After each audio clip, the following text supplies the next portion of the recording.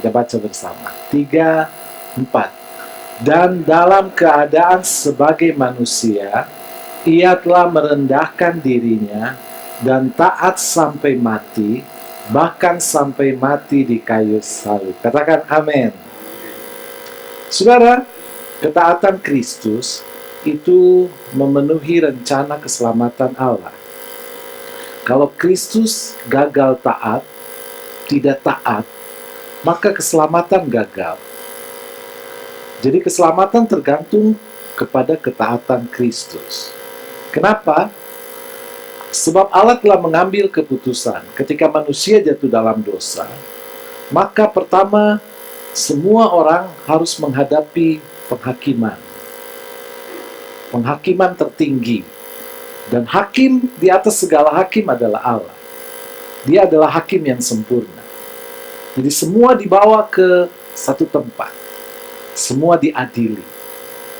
Kedua, semua orang akan ditimbang.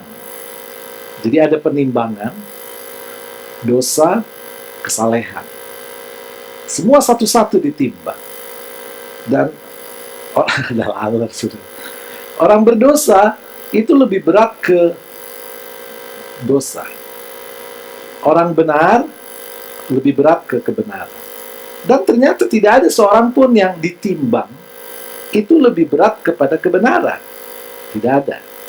Semua berat ke dosa. Jadi, keputusannya adalah dua. Pertama, penghakiman. Semua orang akan dihakimi. Kedua, timbangan. Semua orang akan ditimbang. Jadi bersiap-siaplah untuk ditimbang. Tetapi, ternyata dalam penghakiman Kristus tidak ada satupun yang lolos. Semua harus dihukum. Karena ternyata semua orang berdosa. Dalam timbangan juga, ketika ditimbang, ternyata tidak ada satupun yang berat kepada kebenaran. Semua orang berat kepada dosa. Sebab semua orang telah dikuasai oleh dosa. Kecuali orang yang percaya kepada Kristus. Kenapa? Ketika kita percaya kepada Kristus, menerima Kristus sebagai kebenaran, ketaatan Kristus memenuhi rencana keselamatan atas hidup kita. Sehingga kita tidak perlu lagi dihakimi. Sebab yang diadili, yang dihakimi adalah orang berdosa.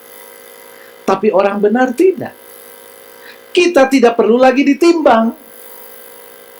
Yang terjadi dalam hidup kita adalah bukan penimbangan, tapi penghapusan dosa. Katakan amin. Jadi di dalam Kristus, keselamatan sudah terjadi. Seorang anak bermain dengan membuat sebuah perahu, boat, dari kayu. Dan perahunya bagus sekali, ini anak pinter. Lalu dia bawa ke danau. Dia lepaskan di danau. Lalu dia senang sekali karena perahu itu bisa berlayar. Tiba-tiba perahu buatannya menjauh dari dia. Menjauh dan tidak bisa terjangkau. Semakin jauh dan akhirnya perahu itu hilang. Dia menangis pulang. Mamanya bilang, kenapa? Perahuku hilang. Perahu buatanku hilang. Besoknya, dia jalan-jalan lewat di toko barang bekas, second hand shop. Di Bandung ada tuh, apa namanya, Babe, barang bekas. Dia lihat ada perahunya di situ.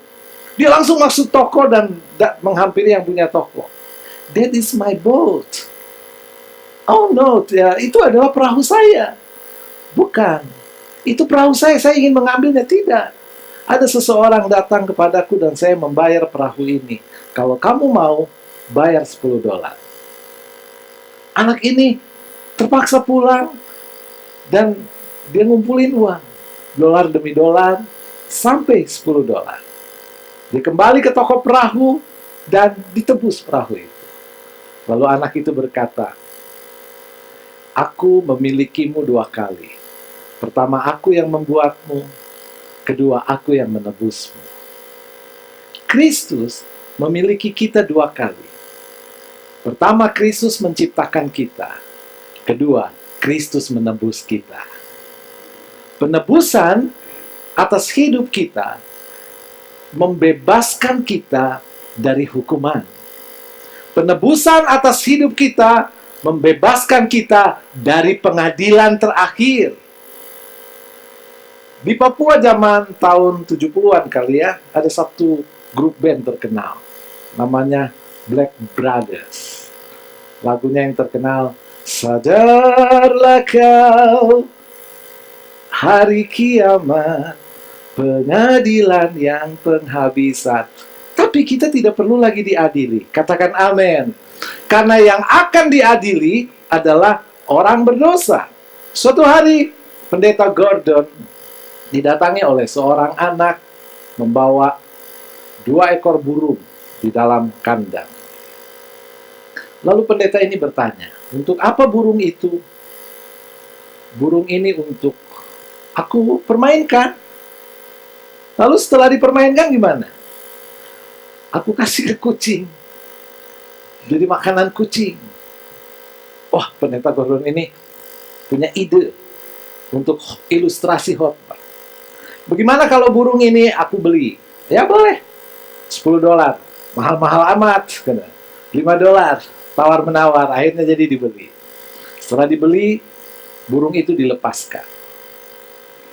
Besoknya pendeta Gordon khotbah membawa sangkar burung. Hidup kita seperti burung ini. Kemarin ada seorang remaja datang membawa burung di dalam sangkar ini. Dan tujuannya, waktu saya bertanya untuk apa burung itu? Untuk saya permainkan. Setelah itu, saya kasih ke kucing. Jadi makanan kucing. Tapi hari ini, sangkar ini kosong. Karena burung itu sudah bebas. Hidup kita sebagai orang berdosa seperti burung itu.